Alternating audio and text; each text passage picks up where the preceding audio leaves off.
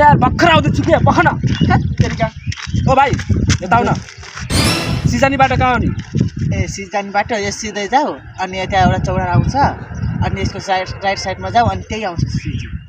हैन के गर्छस् रे म यो बाटो जान्छु त यही बाटो जान के मलाई रोकेर सोधेको त अरे अहिले तमिज रे भाइ त्यही भएर तपाईँ सिकाउँछ थाहा छ म यो गाउँको को हो कोस र भाइ त को गर्नुहोस् अनि इज्जतले बोल है अरे भाइ म यही बाटो जान्छु के गर्छस् त जान यो बाटो अरे त्यो बाटो गयो र यो बाटो गयो भने के गर्छस् यो बाटो जानु पनि सजिलो हुन्छ भनेर यहाँबाट जाँदैन सिजी